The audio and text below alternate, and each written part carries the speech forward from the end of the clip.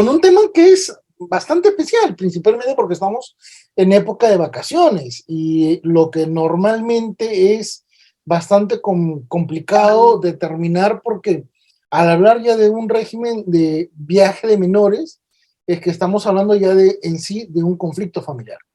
Entonces, normalmente el análisis de algunos temas no se pueden desarrollar de forma tan sencilla y tan directa porque esto no es una clase temática muy individualizada, porque no existen figuras excluyentes en el ámbito de un conflicto familiar, que es en esencia el verdadero contexto en el cual deberíamos dirigir nuestros postulados tanto teóricos como también aplicativos.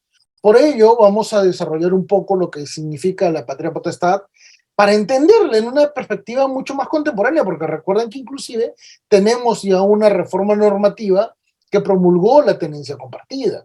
Entonces, para poder entender el principal elemento que ha convocado prácticamente a casi 400 personas, estamos creciendo bastante, se necesita pues detallar algunos elementos. Y normalmente yo suelo enfatizar una visión interdisciplinaria, yo suelo enfatizar una condición no solamente desde una perspectiva sustantiva, sino también desde una perspectiva procesal y procedimental, que son elementos totalmente distintos, son elementos muy individualizados y que no suelen ser analizadas en la doctrina tradicional, que solamente se vinculan a dos ámbitos bastante particulares. Uno, el énfasis en la norma. Evidentemente esto es muy sencillo, porque cualquiera leyendo la normatividad pudiera aplicar algún resultado.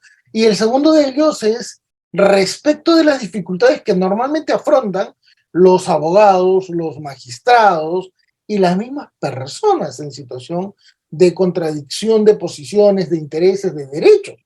Es sumamente complicado, porque recuerden además que el conflicto familiar, cuando ya se solicita un permiso de viaje de menores, es porque evidentemente los progenitores están en una situación antagónica. No se puede señalar una condición totalmente diferente a ella. Por lo tanto, es importante entender, el conflicto familiar es dinámico.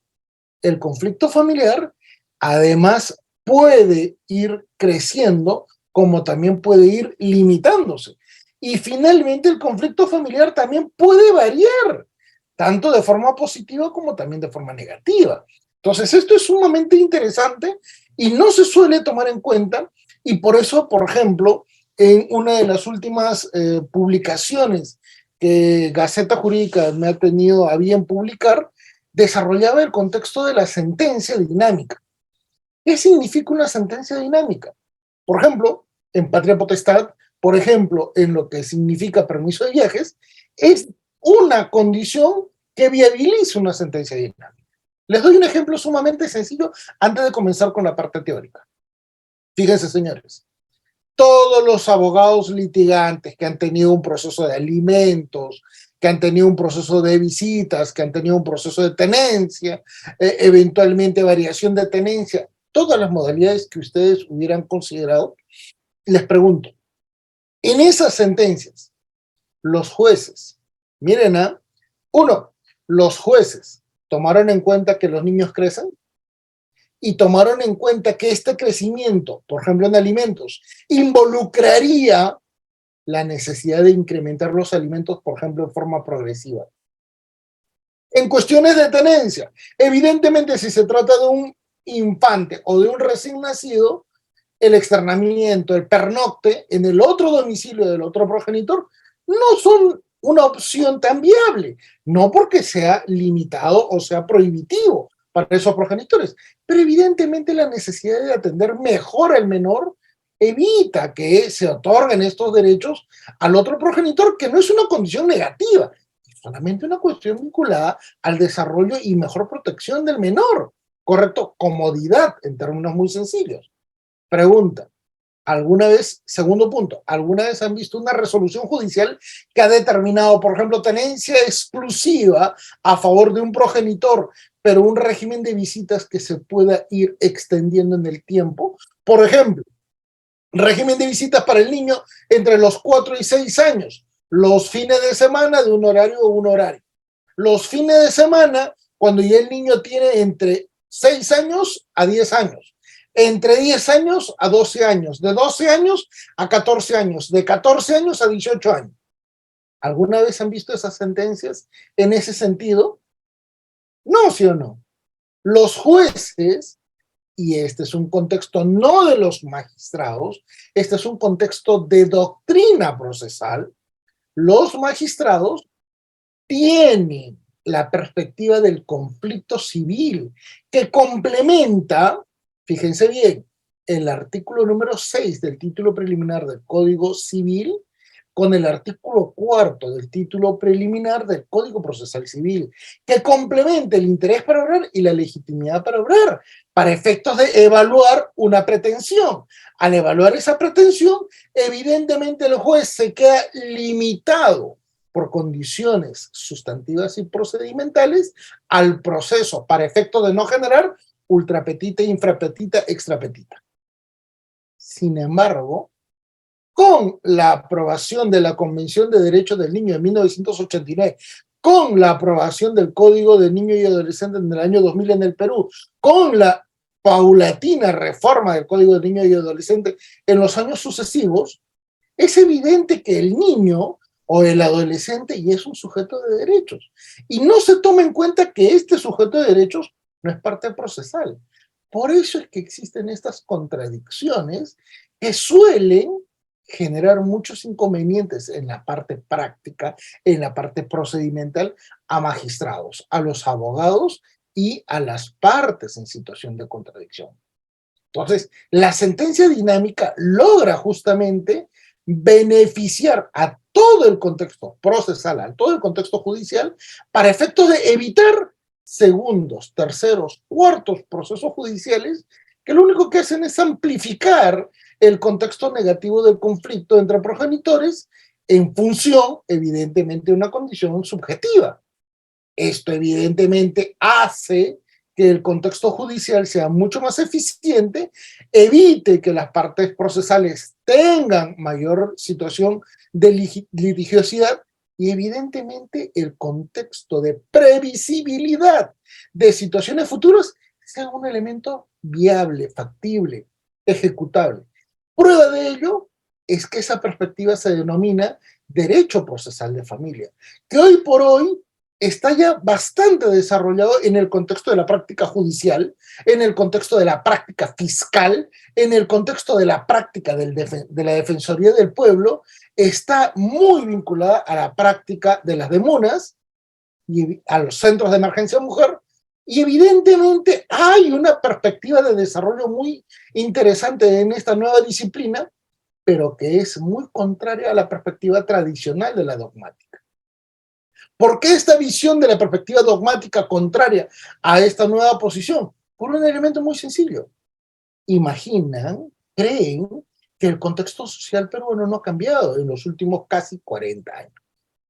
Y yo les pregunto, ¿los contextos del conflicto familiar en la actualidad, en el año 2023, son similares a los que ocurría en el año 2010? ¿Son similares a lo que ocurría en el año 2000? ¿Son similares a lo que ocurría en 1990? ¿Son similares a lo que ocurría en 1984? Ya no. Por lo tanto, el creer que con lo que está detallado en el Código Procesal Civil, en complemento con el Código del Niño y Adolescente, con respecto a la patria potestad, es un error. Prueba de ello es que, por ejemplo, no deberíamos decir patria potestad, deberíamos hablar de parentalidad. Prueba de ello es que tenemos tenencia compartida. Entonces, permítanme desarrollar estos postulados teóricos para efectos de que ustedes no solamente se comprenda el contexto de trámite del permiso de viaje de menores, sino también el contexto de los derechos, las obligaciones y las condiciones que deberían tener a favor los niños, en particular cuando se analizan sus derechos. Muy bien. Sobre esta base, entonces, obsérvese qué es lo que nosotros tenemos en mano. Tenemos un código civil. Un código civil que evidentemente ya está en una condición de desfase sumamente evidente.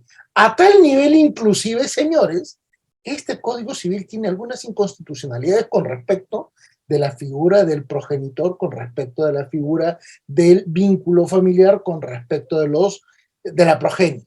Les doy un ejemplo sencillo, el hijo alimentista. ¿Para qué tenemos una figura del hijo alimentista si tenemos procesos especiales que viabilizan la determinación de una filiación a través de procedimientos científicos? Resulta incongruente en un Estado de Derecho en el que se niegue una identidad, en el que se nieguen derechos de corte económico, que además tienen una naturaleza de derecho humano, de derecho fundamental y de derecho natural, porque toda persona forma parte de un entorno familiar. Entonces, esta perspectiva del derecho de familia no ha tomado en cuenta que esa figura monoparental, que esa figura de familia matrimonial, de familia única del año 84 ya no existe. Esa familia, producto de una serie de circunstancias sociales, económicas, políticas, temporales, migratorias, etcétera, se ha ido transformando. Esa familia matrimonial, familia nuclear, hoy por hoy, según las estadísticas del propio Estado, a través del INEI, a través del Ministerio Público, a través del Poder Judicial, a través de las oficinas del Ministerio de la Mujer y de Poblaciones Vulnerables y el Ministerio de Inclusión Social, nos permite decir que ya no tenemos tantos matrimonios como, ¿qué cosa? Parejas separadas. Que ya no tenemos, ¿qué cosa? Tantos matrimonios que inclusive el número de estos es inferior al número de convivencias. Inclusive con situaciones absolutamente inaceptables.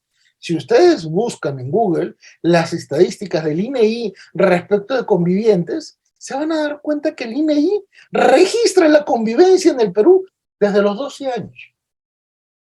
Para quienes tienen alguna especialidad en el ámbito penal, evidentemente esto es una alarma automática. En nuestro país, toda persona menor a 14 años no tiene autonomía sexual, no tiene libertad sexual, tiene indemnidad sexual. Y una convivencia de una niña a los 12 hasta los 14 años es delito. Y sin embargo el INEI lo registra como si fuera una convivencia, como si fuera una situación absolutamente válida. Y ese es un error. Entonces, ahí nos damos cuenta cuál es la perspectiva que tiene el Estado con respecto a la protección de los derechos de niños, niñas y adolescentes, porque estas condiciones cambian en el tiempo. La niña de 12 años puede llegar a tener 14, puede llegar a tener 16, y sus perspectivas van a ir variando, ¿correcto? Prueba de ello es que inclusive la perspectiva en el ámbito procesal, ¿correcto?, cambia de una posición en la que es escuchada a una perspectiva en la cual se le valora su posición. Pero un momento, esta posición también en el ámbito procesal no es excluyente. ¿Por qué? Porque eso se denomina testimonial. Y las testimoniales son un elemento de prueba. Y en un proceso judicial no existe prueba tasada. En un proceso judicial lo que existe es una libre valoración de elementos probatorios, sobre los cuales, evidentemente, una testimonial es uno de tantos elementos probatorios que tiene que evaluar el juez para poder determinar un resultado. Pero fíjense, si ese juez sigue pensando que esa condición va a ser temporalmente estática, se equivoca, porque los niños crecen, porque las necesidades pueden cambiar, porque las condiciones de los progenitores pueden variar. Y no tomar en cuenta esa previsión hace evidentemente que nuestro sistema sea disfuncional, ¿correcto?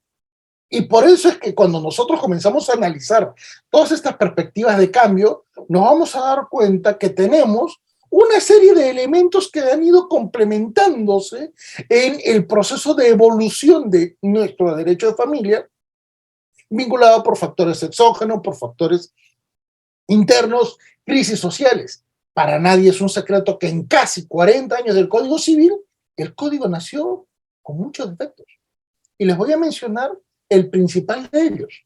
Señores, muchos pregonan que el Código Civil de 1984 es magnífico y que inclusive debería tener algunas reformas para seguir teniendo una mayor vigencia en el tiempo. Pero en realidad en el ámbito del derecho civil patrimonial está sumamente cuestionado. Prueba de ello es que los contextos de acto jurídico, de obligaciones, de contratos, tiene severos inconvenientes, hasta el nivel inclusive que a nivel la misma Corte Suprema, en plenos contradictorios, no saben qué posición tomar. ¿Correcto? En el ámbito, por ejemplo, del Código Civil respecto del libro de registros públicos, tenemos dos sistemas contradictorios, el sistema declarativo y el sistema constitutivo. Una situación totalmente ambigua, ¿correcto? Es como decir, usted puede ser rojo y usted puede ser a la misma vez azul. Es inconcebible. Y en el ámbito de familia, que es nuestra especialidad, evidentemente hay muchos más errores, ¿correcto? Errores porque esa visión de esa época en la cual, por ejemplo, la mujer no trabajaba, en esa época en la cual los niños no tenían una perspectiva de visibilidad, porque eran objeto de tutela, correcto, ya no cambia, ya no puede ser manifiesta en nuestra actualidad, y prueba de ello es que podemos observar que tenemos una variación totalmente. Y uno de esos factores es el que realmente incide en nuestra temática actual. ¿Por qué?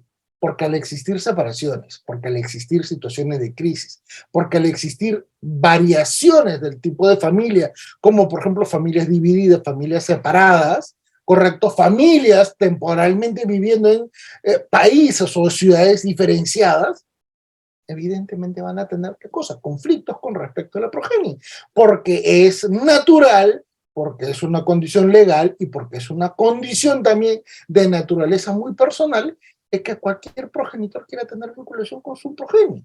Eso es algo natural, ¿correcto? Y por eso es que se hace necesaria una reinterpretación del libro de familia, del libro de sucesiones, no solamente de este Código Civil, sino también del Código Procesal Civil y del Código del Niño y Adolescente, para hacer una reformulación integral para efectos de tener una nueva normatividad dentro del derecho procesal de familia para que pueda, ¿qué cosa? Dar mayores pautas como para poder resolver la mayor parte de las controversias. Por ejemplo, del derecho procesal constitucional, fácilmente se podría, ¿qué cosa? Utilizar el principio de elasticidad.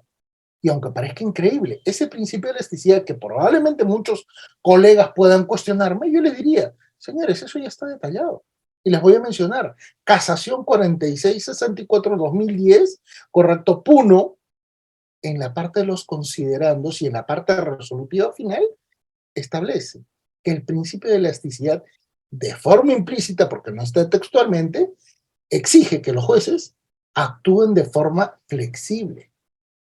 Ya está. ¿No me creen? Bueno, mencionemos otro principio, otra jurisprudencia respecto del principio de elasticidad. Sentencia del Tribunal Constitucional, el expediente 09332-2006, proceso de amparo / Tribunal Constitucional, caso Reinaldo Scholz, en el cual se tuteló a la familia ensamblada.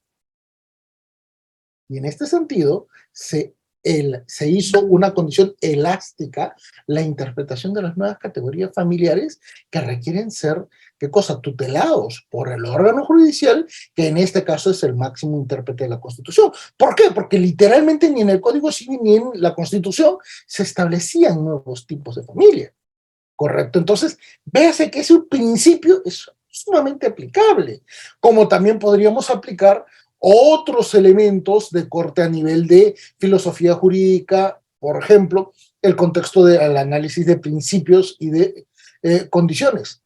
Señor Reinaldo, recién vamos 20 minutos de exposición, pero si ya tiene una pregunta, dígame.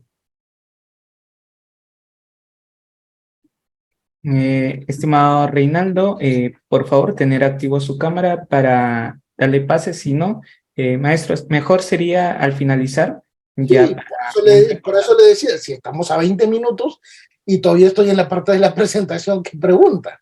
Entonces, un poquito de paciencia nada más, porque si no vamos a hacer una cuestión de diálogo, ¿no? Entonces, muy bien. Véase que en estas perspectivas entonces de transformación de la sociedad, ya vamos a encontrar nuevas condiciones en las cuales evidentemente cambia la parte sustantiva, la parte procesal, la parte procedimental, ¿correcto? Vamos a aplicar condiciones que van a tener que ser evaluados en el ámbito judicial, como por ejemplo la perspectiva de género, que particularmente la considero que es, ¿qué cosa? Muy, muy limitada en cuanto a sus efectos positivos, porque más es lo que provoca contradicciones a lo que resuelve.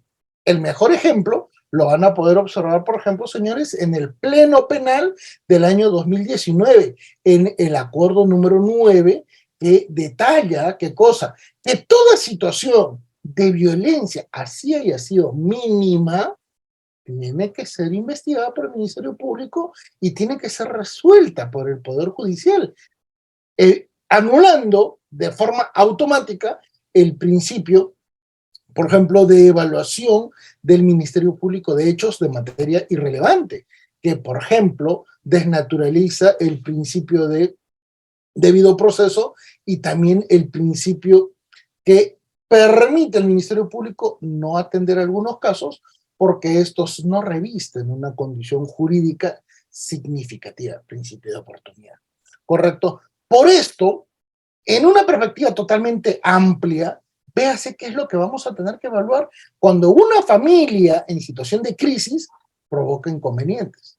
Elementos de derecho penal, elementos del derecho civil, del derecho de personas, del libro de familia, del libro de sucesiones, elementos vinculados al acto jurídico, principalmente con respecto de las obligaciones, con respecto del daño, con respecto del elemento procesal, porque recuerden que solamente los sujetos procesales pueden hacer estas acciones judiciales y los niños no son sujetos procesales, ¿correcto? Esto también involucra elementos de corte de derecho probatorio, elementos de medicina legal, elementos de psicología, forense, etc. Evidentemente esto desnaturaliza la perspectiva tradicional de nuestra normatividad y nos exige entender que ya estamos en una condición totalmente distinta a lo que el legislador reguló. Prueba de ello es que ya tenemos nuevos tipos de relaciones familiares y en estos nuevos tipos de relaciones familiares solamente les voy a detallar algunas situaciones muy particulares donde la parentalidad, en este caso la patria potestad tradicional, la vamos a poder desarrollar, que es de donde sale la mayor parte de situaciones en las que se solicitan los permisos de viaje, tanto notarial como judicial. Miren, de la familia nuclear, que es la matrimonial, como la representación más tradicional, fíjense qué es lo que se genera de forma casi inmediata. Familias separadas. ¿Cuáles son? Son aquellas en las cuales los progenitores no residen en el mismo domicilio, no por una situación de conflicto, sino porque de repente residen en hogares distintos por motivos laborales. ¿Correcto? El papá está en Ica porque trabaja de lunes a viernes y los fines de semana regresa a Lima. Esto es muy natural en el ámbito peruano. No significa que la pareja se haya peleado. Lo que sucede es que no hay un hogar constituido, ¿correcto? Familia en crisis, familias divididas, donde ya se registra una situación de contradicción, probablemente con alguna denuncia, ya sea de corte penal, ya sea de corte civil.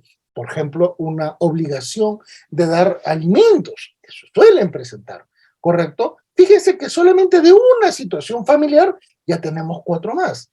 A eso, véase qué es lo que tradicionalmente ya existía con la vigencia del Código Civil de 1984. En ese momento ya existían, porque venían de ser continuas, familias monoparentales, especialmente porque a veces no se registraba, qué cosa, una situación matrimonial y sí había una situación de embarazo no deseado que generaba, por regla muy tradicional, que la mujer se haga cargo de su propio hijo, porque no tenía una pareja porque había sido abandonada. A esto se suma, por ejemplo, los contextos de familia, miren bien, extendida, familia amplia, ¿correcto? ¿Cuál es la diferencia? La familia amplia es aquella que en un único hogar integra un familiar externo a la familia nuclear. Por ejemplo, los suegros, por ejemplo, los sobrinos, por ejemplo, uno de los hermanos de alguno de los cónyuges, ¿correcto? En cambio, una familia extendida tiene una condición mucho más extensa. ¿Por qué? Porque en una unidad inmobiliaria pueden residir varios grupos familiares. Por ejemplo, los abuelos, por ejemplo, los padres, por ejemplo, los nietos, viviendo de repente, ¿qué cosa? En una propiedad horizontal, donde el primer piso de los abuelos, el segundo piso, los abuelos se lo otorgaron a los padres y los padres le dieron el tercer piso a los nietos para que construyan sus viviendas. Entonces, esta es la situación característica literalmente en la mayor parte de nuestro país, producto de la autoconstrucción. Entonces, estas condiciones nos permiten decir, esto ya existía antes de la vigencia del Código Civil, y que el legislador de Lima no haya visto esta situación es un error manifiesto.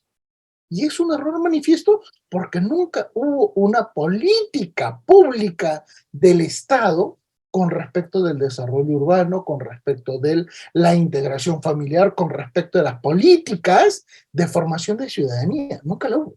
En 200 años de república nunca la hubo. ¿Correcto? Esto además se complementa a partir de los años 80, cuando ya comenzamos a tener, ¿qué cosa? Crisis de Estado, sobre todo en lo económico, migración, y tuvimos un gran problema, dos grandes problemas que se complementaron.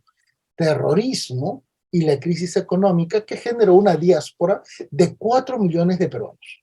Muchos podrán decir que esto es una exageración, y no lo es. Lo que sucede es que nosotros lo hemos invisibilizado, ¿correcto? Pero, por ejemplo, si nosotros comparamos el contexto de Venezuela, de un aproximado de más de 30 millones de habitantes, migraron 4 millones. Y migraron tanto varones, tanto mujeres, tanto niños, tanto personas de tercera edad. Pero en los años 80, de los años 80 hasta 1992, migraron 4 millones de peruanos, sobre todo varones, sobre todo en edad laboral productiva, ¿correcto? ¿Qué terminó provocando? Familias divididas, familias separadas, familias paralelas, porque cuando migraron comenzaron a tener progenie en otro país, ¿correcto? Comenzamos a ver familias sucesivas, familias consecutivas. ¿Cómo así? La pareja se separaba y tenía una nueva relación, ¿correcto? Y no podía formalizar porque no se le daba el divorcio en la primera relación. Ahí tenemos a las familias consecutivas, a las familias sucesivas, ¿correcto? Evidentemente, este tipo de categorías están registradas en nuestra jurisprudencia del Tribunal Constitucional y del Poder Judicial. No es una cuestión nueva, no es un argumento novedoso. Esto ya existe, y esto existe desde el año 2006 en adelante. ¿Por qué desde el año 2006?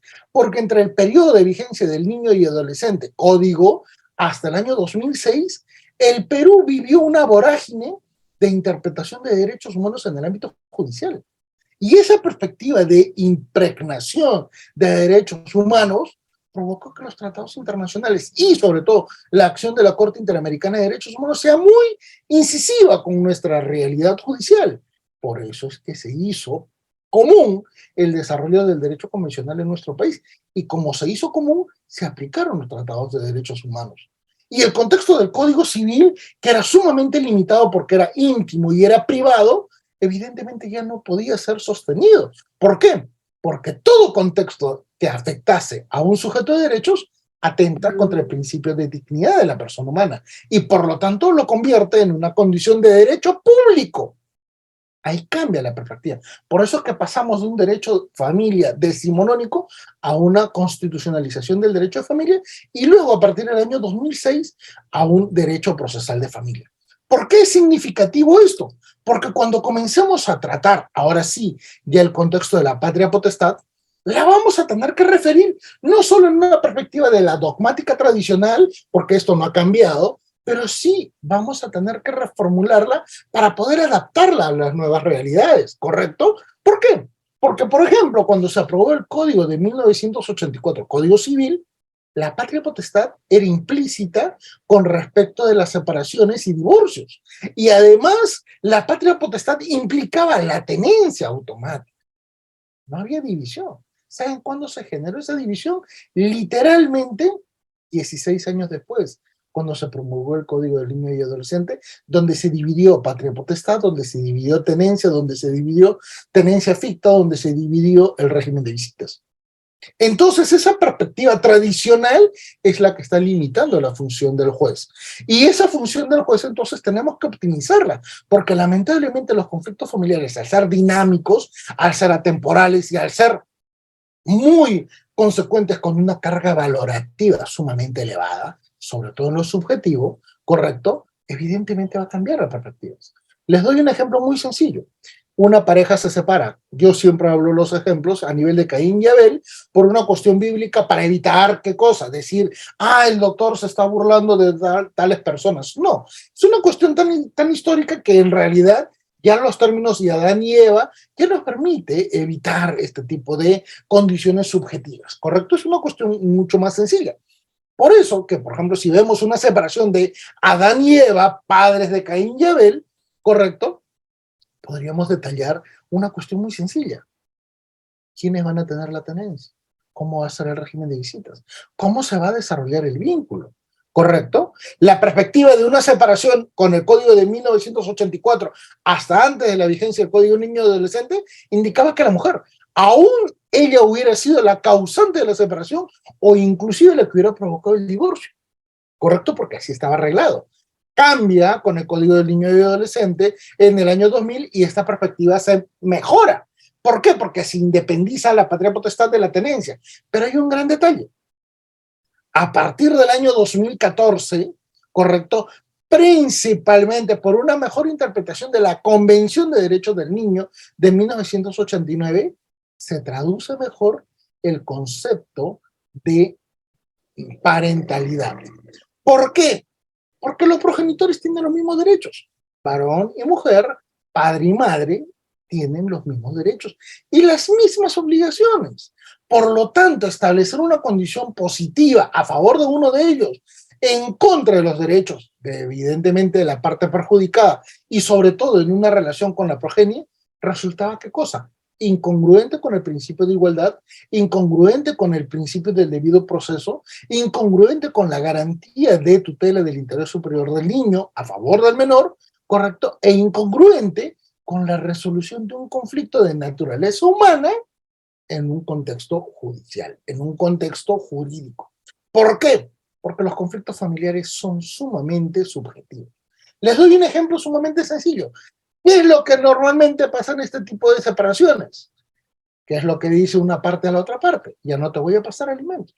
La otra parte que dice, ya no vas a ver a tu hijo. Y si lo vas a ver, lo vas a ver en las condiciones que yo te voy a imponer, en este tipo de condiciones, en mi sala, ante mis padres y conmigo. Y no lo vas a poder sacar bajo ninguna circunstancia. Entonces, estos elementos subjetivos que no se suelen exponer en un expediente judicial son los que nos permiten tener esta proyección de actualización de un concepto jurídico, no porque esté mal, sino que hay que adecuarlo a la nueva actualidad, ¿correcto? No porque esté mal, sino porque evidentemente ya esta perspectiva ya inclusive nos permite decir que no son solamente los progenitores los únicos que van a poder ser, ¿qué cosa? Involucrados en contexto de tenencia. Hoy por hoy la tenencia también se la pueden aplicar a favor de los abuelos. La tenencia también se la puede, ¿qué cosa? Otorgar a un tío. Esto, evidentemente, con el contexto de familia extendida, esto, evidentemente, con el contexto de familias ensambladas, esto, evidentemente, con el contexto de una nueva categoría, el progenitor no biológico. ¿Y quién es el progenitor no biológico? La pareja de uno de los progenitores, que evidentemente se hace cargo de un hijo no biológico y sobre el cual también tiene obligaciones, porque eso lo determinó el Tribunal Constitucional. La mejor referencia la tenemos en el caso Reinaldo Scholz. Reinaldo Scholz, un señor divorciado con una hija biológica, tiene un segundo matrimonio, se casa con su segunda esposa, pero su segunda esposa tenía un hijo, una hija de un matrimonio preexistente. Perfecto, todos bien, correcto. Había una vinculación, había un cariño, un afecto hacia la hija de la pareja. El señor tenía, ¿qué cosa? Una condición de marino retirado. Quería asistir a las reuniones lúdicas de los clubs que tiene la Marina de Guerra en nuestro país, que son clubs, por cierto, muy elegantes, muy bonitos. ¿Y qué es lo que sucedía? Pasaba la esposa con un carnet como esposa del socio. Pasaba la hija como afiliada por ser hija de un socio. Pasaba el socio porque evidentemente era el titular de derechos. Pero la hija de la esposa era una invitada. Y los invitados no pueden ingresar a todas las localidades de los clubes. Esto terminó provocando literalmente 8 años antes de la acción de tutela de derechos en el Tribunal Constitucional, correcto, que fue en el año 2006, porque la sentencia salió en el año 2007, 8 años antes, inicia el trámite judicial. ¿Y qué pasó? Dos órganos judiciales en el Poder Judicial le dijeron: señor Reinaldo Scholz, usted está defendiendo a una persona con quien no tiene vínculo biológico y por lo tanto su planteamiento es equivocado. Y eso se llama parentalidad, señores. ¿Correcto? Y por eso es que este señor, cuando llega al Tribunal Constitucional, él da un ejemplo sumamente gráfico. No puedo excluir a la hija de mi esposa porque yo la vengo criando, porque vive en mi casa, porque yo la atiendo, porque se está criando junto con mi hija biológica. Y hasta donde se desprende el artículo número 6 de la Constitución, todos los hijos son iguales. Y por lo tanto no puede haber distinción. Principio de igualdad, artículo 2, inciso 2. Entonces, sobre esta base, el concepto de parentalidad comienza a tener vigencia, pero evidentemente en el año 2014 se amplificó mucho más. ¿Correcto? Entonces nos detalla la patria potestad de una perspectiva tradicional y que se mantiene en la parentalidad, principalmente con respecto de las obligaciones que se van a establecer respecto de la progenie. ¿Correcto? Primero obligaciones, luego derechos. ¿Por qué esa condición, primero obligaciones y luego derechos? Por un elemento muy objetivo, ¿correcto? Primero se establecen las obligaciones porque los hijos, la progenie, no tiene la posibilidad de ejercer de forma autónoma la reclamación de sus derechos.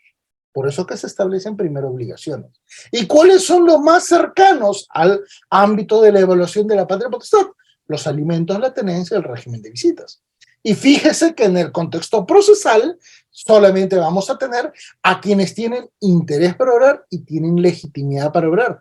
Por ello es que tenemos al progenitor 1, al progenitor 2, pero hoy por hoy, producto de la interpretación sistemática, progresiva, en función del principio pro familis y al principio de progresividad de los derechos humanos, evidentemente los entornos familiares pueden generar derechos a quien no tiene una vinculación biológica, pero sí ejerce algunos derechos sobre un menor, en este caso el hijo de la pareja. ¿Correcto? Sobre esta base, entonces, se desarrolla muchísimo el contexto del vínculo. Y no es una cuestión contemporánea. El vínculo, señores, fue detallado por los romanos 4 siglos antes de Cristo. ¿Correcto? Si nosotros revisamos el contexto de desarrollo del derecho romano, en particular en los orígenes del derecho de familia, nos vamos a dar cuenta que el contexto del vínculo ya fue desarrollado por ellos. Prueba de ello es que, por ejemplo, existen los conceptos de nulidades de matrimonio cuando se desarrollan, ¿qué cosa? Si uno de los cónyuges quiere casarse con una de las hijas, correcto, de la expareja. Eso fue detallado en el derecho canónico, literalmente a partir del siglo XI después de Cristo. Entonces, esto tiene que interpretarse de forma sistemática. Y ese es uno de los grandes errores del derecho civil y del derecho de familia, el pretender que estas condiciones privadas, íntimas, no se pueden evaluar a la luz del derecho público. ¿Por qué? Porque recuerden que en nuestra Constitución y en nuestro país, el artículo primero que habla sobre la dignidad de la persona humana, evidentemente se tiene que interpretar de forma sumamente extensa. ¿Correcto? No se puede aplicar de forma, ¿qué cosa? Muy limitada. Por ello, cuando nosotros ya comenzamos a hablar de patria potestad, en particular cuando existe una condición de división en el ámbito de los progenitores, porque recuerden que estos se pueden vincular de diferentes maneras. Vamos a tener a la familia matrimonial, evidentemente por un matrimonio, a la familia convivencial en 3 subcategorías. Ojo, señores, 3 subcategorías. Está la convivencia propia, aquella que las dos personas no tienen impedimento matrimonial, ¿correcto? Y que pueden inclusive subdividirse. Aquella pareja que ha tenido una convivencia pero que no ha llegado a cumplir los 2 años, pero está a camino a tener ese registro, ¿correcto? Y en segundo lugar, aquellas personas que teniendo ya el requisito cumplido los 2 años, no quieren ejecutar su inscripción. ¿Por qué creen que se aprobó y se reguló? ¿Qué cosa? La ley del matrimonio notarial, justamente para poder dotar de derechos, sobre todo de naturaleza económica, a las parejas que no habían logrado formalizar su matrimonio. Por eso es, ¿correcto? Tercera categoría de convivencia, la convivencia de mala fe. ¿Y por qué se denomina de mala fe? ¿Porque hay un tercero afectado? No. Son personas que a sabiendas de que tienen un impedimento matrimonial, por ejemplo, personas que están separadas, ¿correcto? Conviven, pero no afectando a alguien. ¿Por qué? Porque ya esta situación ya se había registrado previamente esta convivencia. Personas que eventualmente se han separado y que en el tiempo conocen a una tercera persona, conviven con esta persona. ¿Cuál es el gran problema? Y por eso se denomina convivencia de mala fe, que cuando fallece uno de ellos, no hay derechos sucesorios. ¿Quieren un ejemplo? Les voy a dar un ejemplo. Alan García, casado con Pilar Nores, se separa de Pilar Nores y convive con Susana Chessman, que es la madre de su último hijo. Y convivieron 15 años, de forma oficial, y otros 4 años previamente de forma, ¿qué cosa? Absolutamente a nivel concubinario. En otras palabras, casi 19 años. Viene la gran pregunta. Cuando falleció Alan García, la segunda pareja, Susana Chessman, ¿heredó algo? No heredó nada. No pudo tener ningún tipo de derecho. ¿Por qué? Porque ella sabía que el señor era casado. Por eso es que Pilar Nores hereda como viuda una pensión de viudez, ¿correcto? Entonces, fíjense que estas condiciones en el ámbito de la convivencia nos permiten detallar, pero hay un error en la doctrina que suele confundir convivencia de mala fe con el concubinato. El concubinato es otra condición. Señores, a nivel jurídico, la única institución jurídica que aportó el mundo andino, esto es, el mundo prehispánico, antes de la llegada de los españoles, esto es, toda la realidad andina, sobre todo de Perú, de Ecuador, de Colombia, de Bolivia y Chile en el norte y de Argentina en el norte, se trató de la convivencia. Y adivinen por qué. Porque en estas condiciones andinas, primero convivían y luego formalizaban la relación matrimonial. En el mundo europeo, producto de la Iglesia Católica, ¿ustedes creen que las personas podían convivir? Era imposible, era inaceptable. Recuerden que en nuestro país, hasta casi 1970, el matrimonio religioso era más significativo que el matrimonio civil, ¿correcto? En el Código del 84 ya tuvo una vigencia mayor el matrimonio civil antes que el matrimonio canónico. Entonces, nótese estas condiciones muy particulares en el ámbito de nuestra sociedad que nos permiten decir que esto es significativo para poder comprender y entender. ¿Por qué? Porque en Europa y en el mundo antiguo lo que existía era el concubinato. ¿Y qué significaba el concubinato? Que proviene de la barraganía. Señores, era la posibilidad de que una persona, sobre todo varón, casi de forma excluyente, el varón, a sabiendas que tenía una esposa, tenía una segunda esposa. Y era la segunda esposa porque esta persona conocía de la existencia del primer matrimonio, ¿correcto? Ese era el concubinato. ¿Quieren un ejemplo? Vayan a la Biblia y por favor busquen a Abraham y fíjense quién era Setura. Setura era la cuarta conviviente y con ella finalmente a la muerte de Sara, la esposa se casó. Entonces, estas perspectivas nos permiten decir, ¿y por qué siempre hemos dicho convivencia y concubinato como iguales? Error en las interpretaciones y como estamos acostumbrados a tener una doctrina que solo repite y nunca investiga, hemos reproducido los mismos errores. Y no es un error de efecto peruano. En realidad, toda la región latinoamericana e inclusive la de España hacen estas equivalencias, pero son un error histórico, ¿correcto? Esto se está corrigiendo en los últimos años porque hay mucho más estudios interdisciplinarios sobre esta materia. Pero, ¿por qué es importante detallar esto? Porque al final de cuentas, esos dos progenitores, sin importar la naturaleza jurídica que los haya vinculado, como matrimonio, como convivientes o como concubinos, o eventualmente como solteros que no tienen ninguna condición de relación jurídica y tienen unos hijos, ¿correcto? Van a detallarse en el contexto familiar. Y esto evidentemente va a quebrar el concepto de unidad familiar y va a generar, ¿qué cosa? Una situación e independización de derechos en las partes involucradas.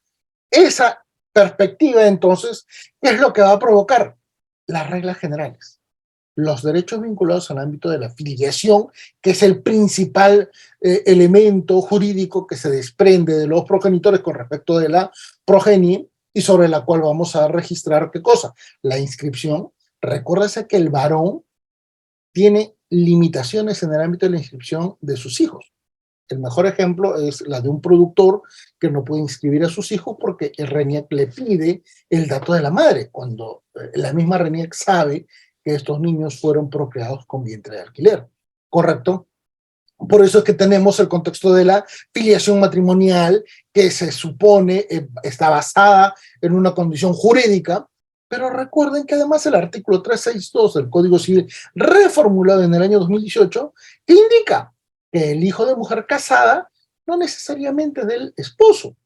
¿Por qué? Porque eso se generó con el decreto legislativo 1377. Pero viene una gran pregunta. ¿Y el hijo de mujer casada, hijo de quién es? Nunca se determinó. Nunca se exigió que esa señora que diga, estoy casada, pero él no es el padre de mi hijo, él no es el padre de mi hijo, nunca diga quién es el padre. La pregunta es, ¿y se puede anular, se puede limitar el contexto de la identidad personal de un menor? No, ¿sí o no? Ahí tienen una incongruencia normativa, ¿correcto? Por eso es que, por ejemplo, desde el año 2006 en adelante, tenemos muchísimos casos a nivel de casaciones que detallan la verdad biológica, porque hay una contradicción, pues evidentemente, entre la verdad inscrita y la verdad biológica, que generó una interpretación de la identidad dinámica basada en el caso de la Corte Interamericana de Derechos Humanos, en el caso Hellman contra Uruguay en el año 2011. Pero además se aplicó incorrectamente esta sentencia. ¿Por qué? Porque el caso Hellman habla de una mujer adulta de 40 años que decide aceptar la condición filiatoria que había sido asignada sin su conocimiento, pero que por 40 años la asimiló completamente. En cambio, si nosotros vemos la casación 1622-2015 Arequipa, donde el padre el padre que inscribió al niño, que cuestiona la filiación, es exigido por parte de la Corte Suprema para que identifique al padre biológico. ¿Y saben por qué? Porque en las impugnaciones de filiación, la madre no es la demandada, es el hijo. Y como la madre en este caso no es parte procesal, no se le puede exigir. Entonces son errores de interpretación en el ámbito procesal que van a generar parte de estas controversias con respecto a la patria potestad, ahora entendida como parentalidad. En el contexto de los alimentos igualmente surgen nuevas interpretaciones y nuevos contextos que ha sido inclusive reformulado por el propio Tribunal Constitucional, correcto, con respecto de la calidad, con respecto de la cantidad, con respecto de la prestación, porque no se necesita ser cuantificado económicamente, puede ser dado, ¿qué cosa? A través de especies. Y nos centramos ahora al contexto de la parentalidad para finalizar con el contexto del régimen de visitas, perdón, con el contexto del permiso de viaje. Muy bien, en la parentalidad entendida en un modelo evolutivo de la patria potestad, vamos a desarrollar el contexto de lo que implica tenencia ficta, tenencia, régimen de visitas, custodia, guarda, acogimiento familiar.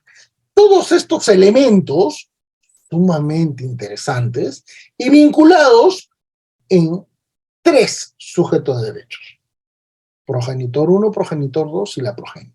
Los tres son sujetos de derechos. Y como los tres tienen los mismos derechos, ahí es donde aplica el concepto de los principios jurídicos y de los metaprincipios jurídicos. ¿Por qué? Porque el interés superior del niño no es un principio jurídico. No estoy anulándolo, estoy diciendo, tiene una condición totalmente diferente. Les doy una explicación. Principio jurídico se ejecuta de forma automática. Ejemplo, principio de doble instancia.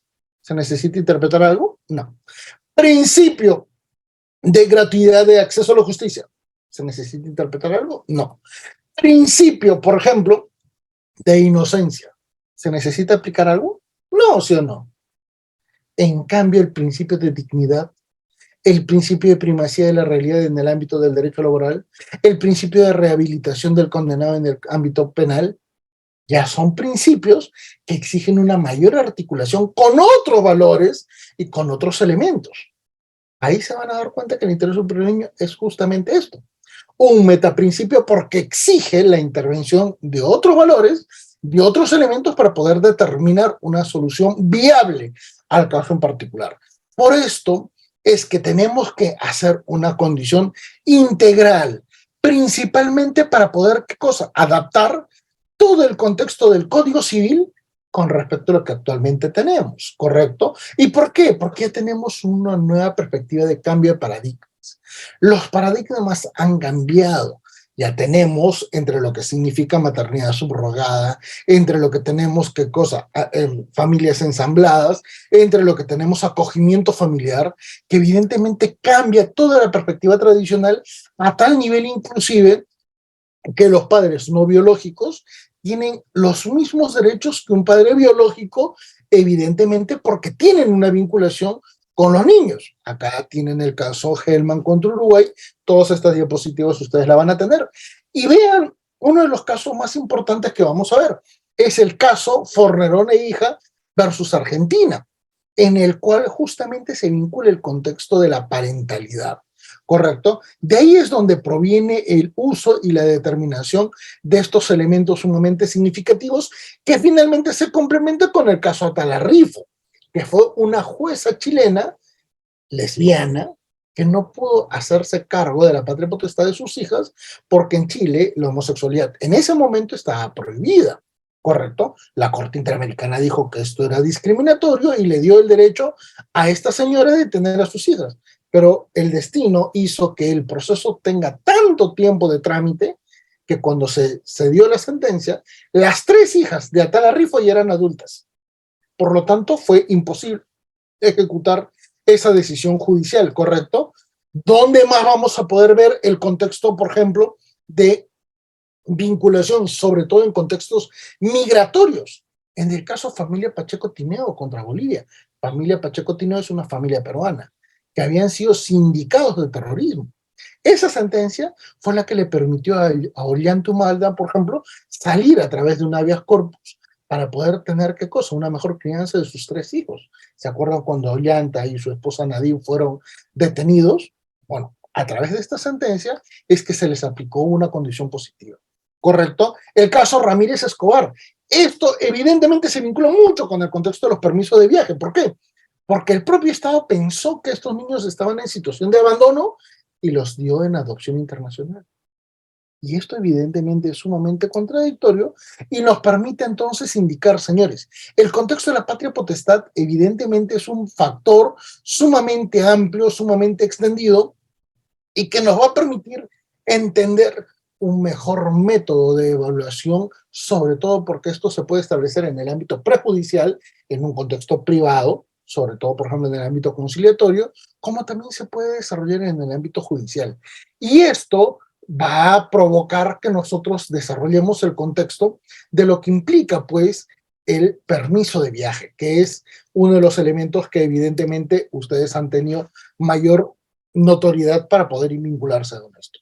Véase, por ejemplo, señores, en el año 2017, la aprobación de la ley 30.886, correcto, que modifica el artículo 112 del Código de Niño y Adolescente y que determina pues un régimen de visitas totalmente diferente a lo tradicional. ¿Y por qué? Porque esto además se vinculó con el decreto legislativo 1297, correcto, del año 2016, casi de forma muy equivalente, en la cual se determinó un nuevo procedimiento.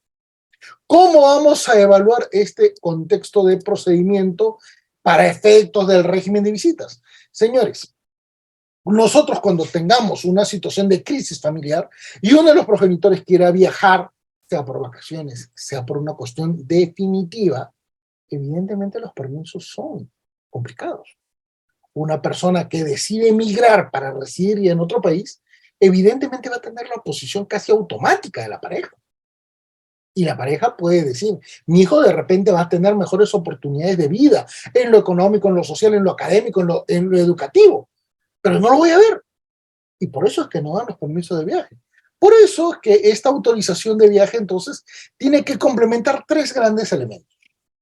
El primero de ellos, la interpretación sistemática de la Constitución, Código Civil, Código Procesal Civil, en complemento con la Ley 30.886, ¿correcto?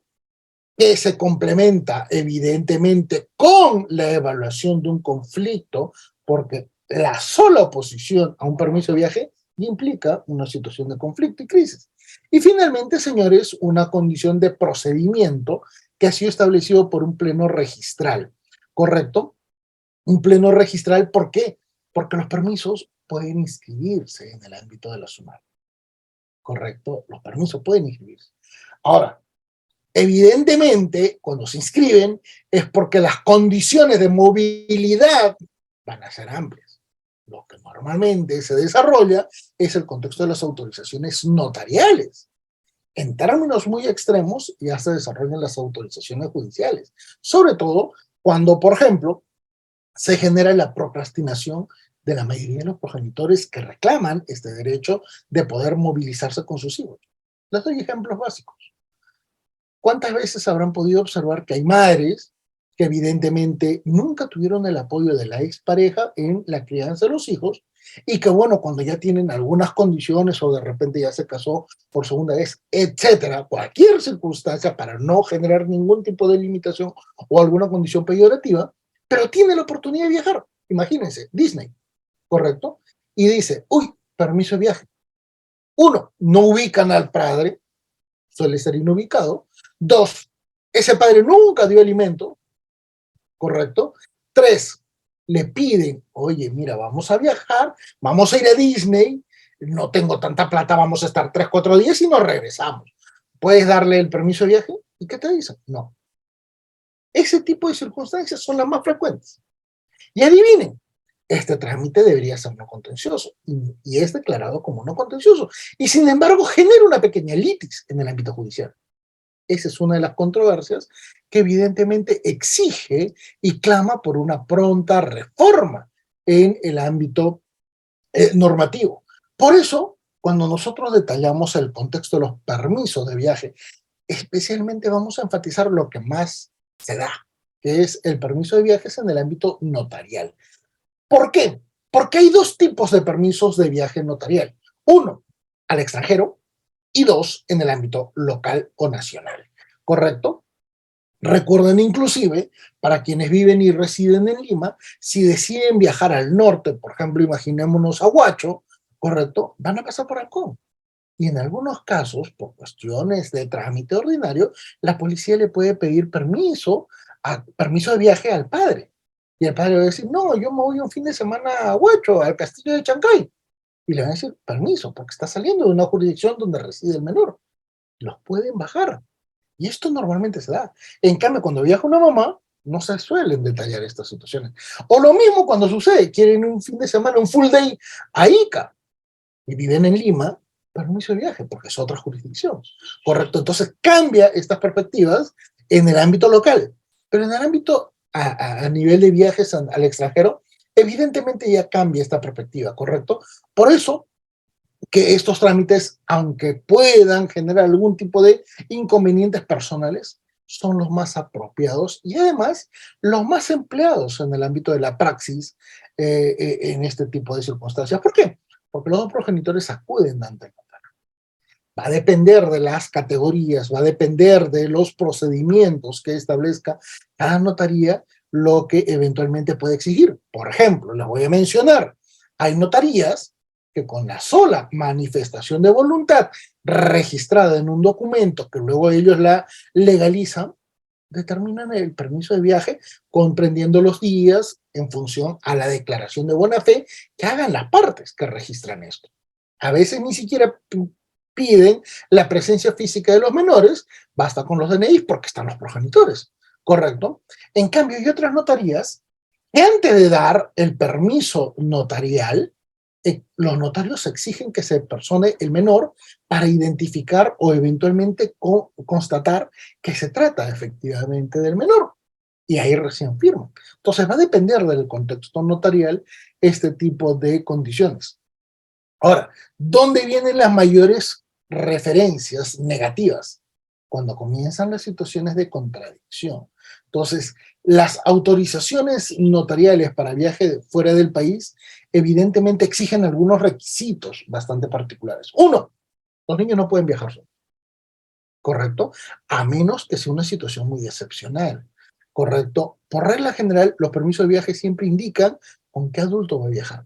Por regla general, la familia más cercana, la familia nuclear, en el menor de los casos, la familia extendida, abuelos, tíos, etcétera. Alguien que tenga o la custodia o la guarda, al menos temporal, ¿correcto? Sobre esta base viene un segundo requisito. ¿Cuál? El plazo. El plazo normalmente es de 90 días, ¿correcto? Y si se puede extender, por eso es que se inscribe en la SUNAR, porque ahí ya se puede extender mucho más el tiempo. Ahora, un permiso de viaje que dure más de 90 días, ya se trata de una situación migratoria informal y que probablemente en el contexto del país al cual vayan pueda provocar una situación de ilegitimidad. Por ejemplo, vamos a ir de viaje a Disney, pero la familia se queda en Disney. Eso ya generó una situación migratoria irregular y puede provocar inclusive situaciones punitivas contra los progenitores y también la expulsión, ¿correcto? Entonces, hay que tener mucho cuidado en este tipo de situaciones. Y la tercera de ellas, que es la más básica, el tener los requisitos como para poder viajar. Por ejemplo, uno, pasaporte. Dos, el pasaje, para saber qué fecha se viaja, cómo va a ser, qué cosa, el contexto del viaje, va a ser vía aérea, vía terrestre, correcto, en qué aerolínea, correcto, cuál va a ser el destino final, porque a veces hay viajes que tienen escalas.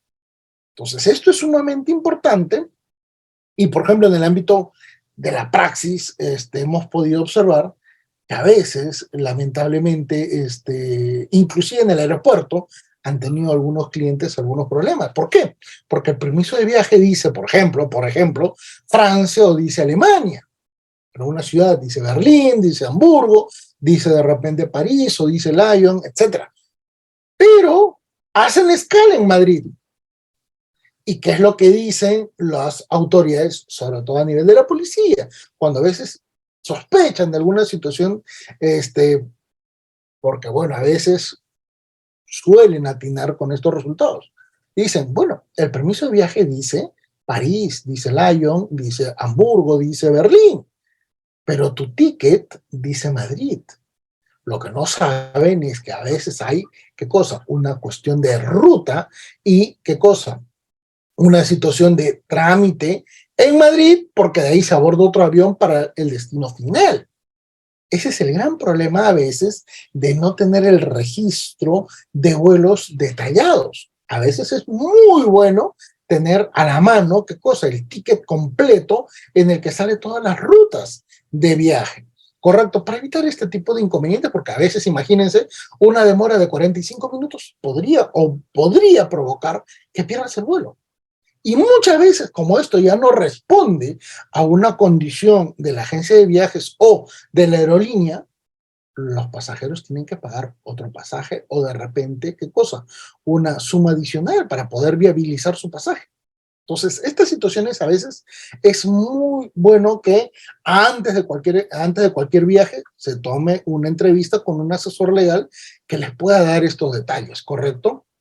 Ahora, en el ámbito notarial, que es lo que normalmente se exige, la partida de nacimiento, sobre todo que esto ahora ya se puede utilizar a nivel de ¿qué cosa?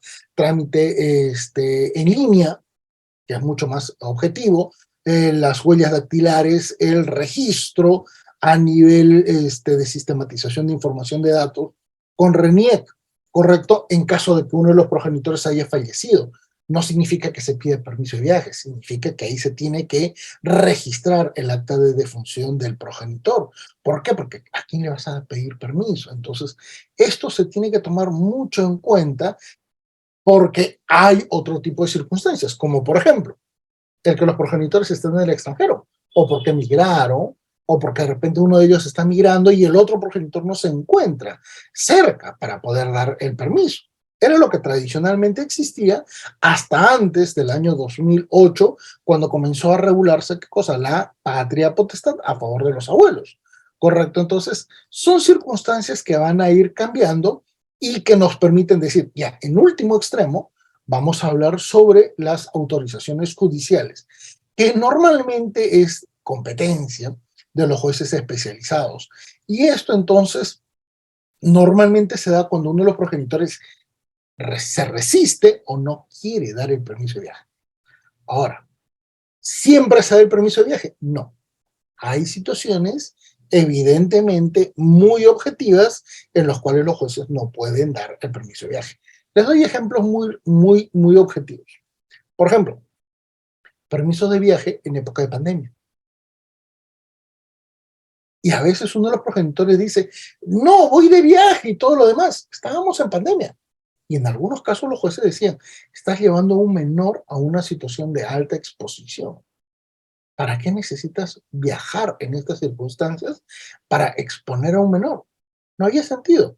Entonces, eso puede ser restringido, ¿correcto? O puede, ¿qué cosa? Eventualmente, los jueces, para evitar una situación de mayor amplitud de la contradicción, puede decirle, mira, puedes viajar el siguiente año. Y se puede regular desde ahora el permiso de viaje para el siguiente año. Deja que pase pandemia. Eso lo he tenido oportunidad de ver constantemente en el año 2021 y 2022, ¿correcto? Y el mayor de los casos, cuando hay un padre ausente. Generalmente digo padre porque son los más irresponsables. Lamentablemente eso es una cuestión ya casi estadística. Entonces, en ese tipo de circunstancias, ¿qué es lo que se tiene que acreditar? Que, por ejemplo, ese padre ausente nunca cumplió los alimentos. Pero ahí viene la gran cuestión de detalle. Recuerdan que nuestra legislación te permite procrastinar y te permite decir, no te preocupes, tú puedes reclamar los alimentos después de 15 años de haberse generado la obligación. Entonces, no, no he hecho nada. ¿Cómo acreditas entonces en este tipo de situaciones? Y esto, cuando ya acreditas, te permite inclusive viabilizar la exclusión de la patria potestad de aquel padre ausente para efectos de que uno solo progenitor, generalmente las madres, puedan tener la patria potestad de forma exclusiva y que ya no haga necesaria las autorizaciones de viaje porque automáticamente la van a tener. ¿Correcto? En este sentido, señores, este procedimiento no es que sea muy complicado, pero tiene algunas reglas, algunas condiciones, algunas limitaciones y que evidentemente me imagino que con las preguntas que ustedes quieran formular podremos encontrar nuevas categorías o nuevas condiciones para poder desarrollarlas. Y esto sería la finalización de nuestra exposición, esperando que en los siguientes minutos podamos tener un diálogo que pueda ser bastante fructífero, porque he visto durante toda la exposición varias preguntas. Reader, quedo a tu disposición para que puedas ir dando la posibilidad de las preguntas con el mayor de los gustos. Muchísimas gracias a todos y desde ya por favor, tómenlo como un acto de buena fe, que tengan un magnífico año. A pesar de que el país está muy mal, que tengan un magnífico año. Excelente, maestro. Muchísimas gracias. Estimados participantes, ya saben la regla de, de nuestras sesiones de clase. Es una pregunta por estudiante, no casos particulares. Y si fuese así, tienen que ser puntuales y no nombres de, bueno, de alguna persona en particular, sino ponerle otro nombre, ¿correcto? Asimismo, tener activo su cámara para darles el pase al audio. El estudiante que no tenga cámara activo no podrá darse. Damos pase a la doctora Lorena. Doctora Lorena Sánchez, buenas noches. Está activo su audio. Buenas noches, doctor. Una consulta breve y un caso específico que tenemos es con respecto a una persona venezolana, ¿no? Que se encuentra de ilegal en Estados Unidos. La madre quiere viajar, ¿no?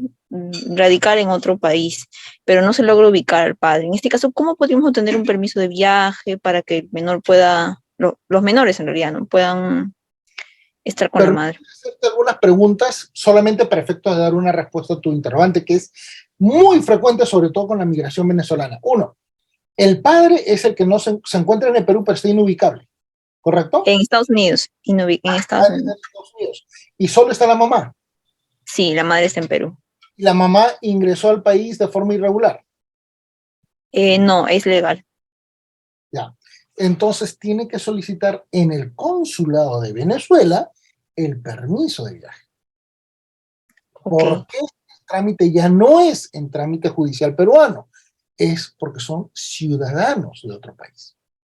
¿Correcto? Entonces, ellos tienen una normatividad, como también el Perú, cuando por ejemplo los peruanos están en España y de repente uno de los papás está de repente, ¿qué cosa? En Colombia o en Argentina, ¿correcto? Los consulados suelen resolver este tipo de situaciones con permisos especiales. Excelente, maestra, muchísimas gracias. Damos pase al siguiente participante, Jorge. Jorge Acamine, buenas noches. Está activo su audio. Doctor, buenas noches. Muchas gracias por su respuesta. Doctor, usted se refirió en su introducción al caso Scholz, Sí, mencionando también que, bueno, un precepto constitucional que todos los hijos son iguales, tienen los mismos derechos.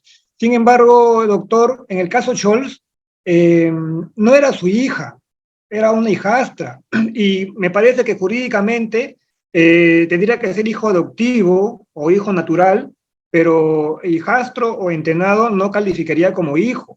Ahora, por supuesto, una interpretación que hizo el TC, ¿no?, sobre la familia, nuevas modos de familia, sí, corresponde. Sin embargo, ese mismo hijo o hijastro, si el señor Sol falleciera y no dejara testamento, no podría heredar legalmente.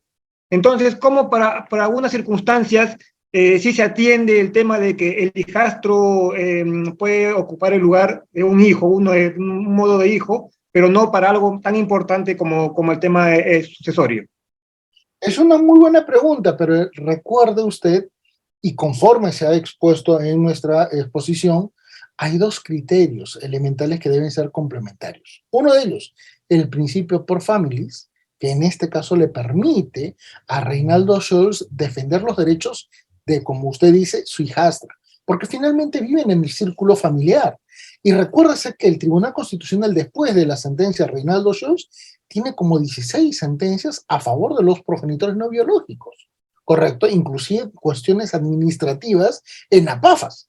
Por lo tanto, el segundo criterio es el principio de progresividad de derechos humanos. ¿Por qué? Porque el interés superior del niño, que en este caso es del hijo no biológico, como dice el señor, la hijastra, ¿correcto?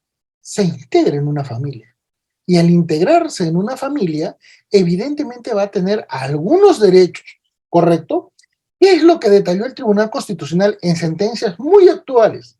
Detalló el contexto de la progresividad y del desarrollo implícito de la tutela de los nuevos tipos de familia, conforme a la interpretación del artículo 4, que, ojo, no indica que hay nuevos tipos de familia, indica una protección a la familia nada más, ¿correcto? Y por eso es que se le fue detallando qué cosa, el derecho a una igualdad. Pero eso no significa que en esa sentencia se haya reconocido derechos sucesorios, porque esa no fue la materia de litis, ¿correcto? Sin embargo, en la actualidad, los hijos no biológicos en contextos sucesorios, recuérdese que pueden ser parte, ¿qué cosa? De la masa de los legatarios, que pueden inclusive recibir herencia en un testamento, y no como hijo biológico o como sucesor forzoso. ¿Por qué? Porque el testador tiene esa facultad. Por lo tanto, es una cuestión de criterio mucho más amplio, porque recuérdese que ya no estamos en 1984. Hoy por hoy la dinámica es totalmente distinta. Por ejemplo, una persona que sabe que su pareja tiene un hijo, no puede decir, yo te quiero a ti, pero no a tu hijo, y que tu hijo lo críen los papás. No, no puede hacer eso, porque evidentemente esa familia nunca va a progresar o no se va a consolidar, o evidentemente nunca va a tener una condición formal, ¿correcto? Entiéndase que no estamos hablando de una situación totalmente diferente a lo que es el contexto sucesorio, porque no ha sido materia de evaluación. Esto es solamente un nivel de reconocimiento de derechos por cuestiones administrativas, que es el caso Reinaldo Suárez. Excelente, maestro. Damos pase a la otra Ana Gali. Buenas noches. Está activo su audio. Adelante, por favor. Buenas noches con todos, gracias por la respuesta, doctor. Mi pregunta es sobre el tema de la madre que no firmó al menor en la partida de nacimiento y motivo por el cual no puede iniciar un proceso de alimentos. Le consultan RENIEC y le han dicho de que mientras el padre no esté de acuerdo, porque tiene que hacer una nueva acta de nacimiento, entonces no va a poder ella nunca defender o representar a su menor hijo. Y obviamente ella no tiene ya relación ni ningún vínculo con el padre, la abandonó en el momento ¿no? de dar a luz y hasta la fecha. En ese caso, ¿qué puede hacer, doctor? Bueno, en primer lugar, tenemos que insistir. RENIEC lamentablemente tiene unos abogados que literalmente deberían volver a leer la Constitución. RENIEC es la que tiene los mayores errores de interpretación de toda la legislación. ¿Correcto? RENIEC literalmente ni siquiera debería ser un órgano constitucional autónomo. Esas funciones las debería asumir la SUNAR. Pero en este tipo de circunstancias le comento un detalle. No existe en nuestra legislación la posibilidad de negarle a una madre registrar a su hijo. Tan es así que una mamá puede registrar a su hijo en cualquier momento e inclusive puede cambiar la identidad del presunto padre. ¿Correcto? Por eso es que, por ejemplo, hay muchas veces en las que se inscribe solamente con los datos de la mamá y el papá no está. Y luego dejan el espacio vacío y luego se agrega. E inclusive hay veces en las que, conforme el artículo 146 del Código Penal, se inscriben con los datos del abuelo materno. ¿Correcto? Y este tipo de situaciones se pueden dar. Entonces, que RENIEC le haya dicho que no se puede registrar, no. En realidad ese es un error. Sí se puede registrar. Es más, ¿por qué dice que no? Creo que no se le escucha. Reader. Ana Gali, ¿está activo su audio? ¿Puede activarlo? Ok, lo que pasa, doctor, es que ella ha ido al RENIEC, ha hablado con el asesor, todo, y le han dicho que ella puede generar otra partida con firmando a su hijo, pero que no va a tener validez para hacer los alimentos porque esa partida no va a estar firmada por el padre, que tienen que ir los dos a firmar. Y obviamente el padre pues no está, ¿no? ¿Y cómo hace ella para hablar con él y que firme? Doctorita. Y en eso estoy entrampada, doctor. No, es que, no, primero, consejo de conejo, consejo de amigo, no le haga caso a RENIEC nunca. Así de simple, no le haga caso a RENIEC nunca, nunca. RENIEC siempre tiene las mayores inconstitucionalidades en la mayor parte de los procesos en el ámbito de identidad. ¿Qué es lo que tiene que hacer? Puede presentar una acción de amparo en un juzgado, correcto, inclusive juzgado de paz. Normalmente esto se hace en un juzgado especializado, pero lo puede hacer en un juzgado de paz para efectos de que se le reconozca la identidad al menor, tanto porque es un derecho natural, es un derecho humano, es un derecho fundamental y es un derecho convencional. ¿Correcto? Artículo 8 de la Convención Americana. Y este amparo le permitiría a cualquier juez registrar con los datos de la señora. ¿Correcto? Con los datos de la señora.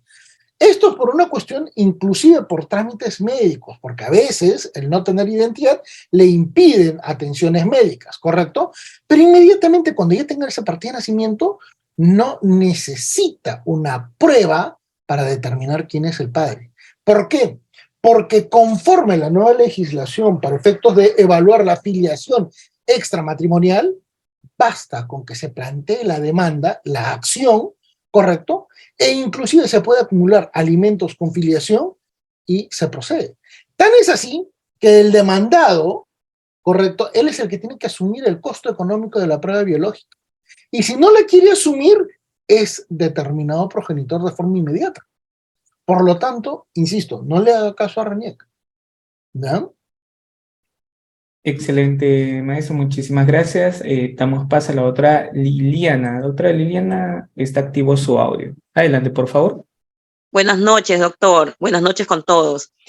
Doctor, mi pregunta es referente, ¿qué podría hacer en el caso cuando la mamá del niño está en España, el niño está acá en Perú, está entrando a una etapa de la adolescencia así bien complicada, y la mamá se lo quiere llevar a España porque la mamá está radicando allá. El papá se encuentra en estado vegetal y no puede firmar la autorización. ¿Qué podría esto? ¿Cómo podría proceder, doctor, en ese En caso? este caso, es una de las excepciones a la regla, ¿no? Normalmente se pide la exoneración del permiso de viaje por las circunstancias del progenitor, que en este caso es fácilmente acreditable con un certificado médico en el que indique que no tiene capacidad, y por lo tanto, al no tener capacidad, se le autoriza prácticamente de forma automática a la mamá el permiso de viaje. Excelente, maestra. Muchísimas Sí, gracias. sí, Sí. para completar a la doctorita Ya, Liliana. perfecto. Doctora Liliana, está activo su Ya. audio. Adelante. Doctor, entonces el permiso tendría que la mamá tramitar un poder acá para que alguien acá en Perú Así, lo pueda. así es, así es. ¿Por qué? Porque Ya. no está la mamá. Ahora, el gran problema es que eso va a implicar un trámite consular. Lo más apropiado sería que ella presente un poder consular para efectos de la demanda, y que cuando ya se tenga una cita con el juzgado, la señora viaje, y ella misma diga, yo me voy a llevar a mi hijo, para evitar qué cosa, el tema de los permisos, el tema sobre todo de con quién va a viajar el menor. Sería mucho más barato para la señora. Excelente, maestro. Muchísimas gracias. Damos pase al doctor Alfredo Alpaca. Doctor Alfredo Alpaca, está activo su audio. Doctor, una aclaración y una aclaración, no, un caso que me pasó y un tema de, una pregunta que también tengo, ¿no? El tema de la afiliación, hay un caso que llevé. Doctor Alfredo, ¿puede elegir una de ellas, por favor? Porque tengo algunos participantes que quieren entrar. Bueno, mi pregunta en todo caso, ¿no? Si en caso de que no pase la pensión y siempre esté en liquidación, ¿también se le tiene que pedir permiso al padre o ya no es necesario? Tiene que hacer el trámite de exclusión de la patria potestad y pedir la patria potestad de forma exclusiva. Ojo, esto no significa que se le exonere de los alimentos a ese progenitor, pero evidentemente le va a otorgar mayores beneficios al progenitor que sí tiene la custodia, la guarda con respecto a los hijos, ¿no? Es la mejor alternativa. Excelente, doctor. Damos las dos últimas preguntas, pero para los participantes que han estado, activos sus cámaras durante la sesión. ¿Perfecto, doctor? Sí, muy bien, muchísimas gracias. Entonces doy pase primero al doctor Marco, luego al doctor Oscar. Los dos han estado activos durante toda la sesión, su cámara. Adelante, doctor Marco, está activo su audio. Por favor, una pregunta. Doctor, buenas noches y agradecerle por la excelente ponencia. Doctor, una pregunta, doctor. Ocurre frecuentemente en los casos, ¿no?, respecto a la autorización de viaje, respecto a los padres que no cumplen con su obligación alimentaria, encima tienen una denuncia y están desaparecidos. Uno, dos, en el caso de un reo, y en ambos casos lo que a veces ocurre es que la madre quiere, ¿no? Esto ocurre frecuentemente en los casos de fin de año, cuando los centros educativos secundarios, ¿no?, algunos centros educativos salen al extranjero y la mamá se ven imposibilitados de otorgar la autorización de viaje, porque no está ubicado el padre o no está o está preso y está en una jurisdicción distinta a la sede del domicilio donde está. En estos casos, por ejemplo, doctor, nuestra legislación no dice al respecto nada, pero en el caso que cuando fallece sí puede decir con la partida de nacimiento, con la partida de función. Pero en este caso no le parece que sería razonable que si el papá está con una denuncia o está preso en una cárcel, podría la madre acudir, ¿no?, con la denuncia o la constancia más de que el proceso está en trámite o que el padre está en prisión en una jurisdicción distinta, para que solo la madre podría otorgar la autorización. Lo que quería es preguntar, evitar el trámite judicial, que de alguna manera siempre es dilatorio, doctor. Sí, en realidad estos elementos deberían ser considerados procesos no contenciosos. Es más, deberían tramitarse en el ámbito notarial, ¿correcto? En este tipo de circunstancias, por ejemplo, la acreditación de algunos elementos, situación de condena, situación de carcelería, situación de residencia en el extranjero o situación de omisión de alimentos, debería ser ya una cuestión casi notarial, porque finalmente, ¿cómo se le podría facilitar al progenitor que está incumpliendo sus obligaciones algún tipo de defensa legal?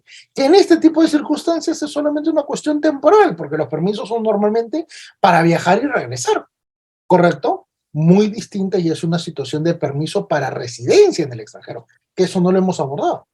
Entonces yo coincido con usted, estos trámites deberían ser eliminados del ámbito judicial para tramitarse en sede notarial. Y eso, con la sola acreditación, basta que el notario pueda acreditar algunas condiciones que presenten los progenitores, suficiente. Por ejemplo, una condena, señor, y que detalle el condenado está en tal cárcel, no necesitaría mayor exigibilidad de pruebas y debería dársele el permiso a la mamá que lo reclame. Evidentemente esto facilita el caso y además se mejora el contexto de tutela de derechos de los menores porque esto ya está vinculado al ámbito más que todo lúdico, pero los viajes son normalmente una condición superior al ámbito de los alimentos. Excelente, maestro. Damos pase al doctor Oscar Alexander y en él terminamos la sesión de hoy. Doctor Oscar, bienvenido. Buenos días, buenas noches, doctor. Felicitaciones por su exposición. La pregunta va referida a, ¿se puede dar una tenencia compartida cuando hay unas medidas de protección a favor del menor? No. Recuerden, primer artículo modificado de la ley de tenencia compartida del año pasado. En caso de que se genere o se registre una situación de contradicción entre progenitores, llámese violencia familiar o situación de antagonismo, no puede aplicarse la tenencia compartida. Y en este tipo de situaciones, cuando el interesado, en este caso el menor, tiene a su favor esas garantías, no podría aplicarse una tenencia compartida. Es interpretación literal de la nueva ley, ¿correcto? La tenencia compartida, recuérdese, que solamente se puede registrar en situaciones en las cuales no hay un nivel de conflictividad. Ahora, muchos dirán, eso es imposible. Mentira. ¿Cuántas parejas ya tienen separaciones muy prolongadas? ¿Cuántas parejas ya tienen a los hijos entre los 15 y 16 años? En ese tipo de situaciones conviene hacer una tenencia compartida. ¿Por qué? Porque inclusive los hijos tienen una mayor facilidad de comunicación con los progenitores. Ya en la práctica lo tienen, ¿correcto? Porque ya no desean tener mayores conflictos los progenitores. Tanto es así que son muy permeables estos cambios. Ahí es viable. La tenencia compartida, ni bien se separa una pareja, es imposible. Y esto se los digo porque el autor original de la primera ley de tenencia compartida que se formuló en el año 2001 fui yo. Correcto, y la ley que yo el proyecto de ley que yo propuse como asesor en el Congreso de la República se hizo ley en el año 2008.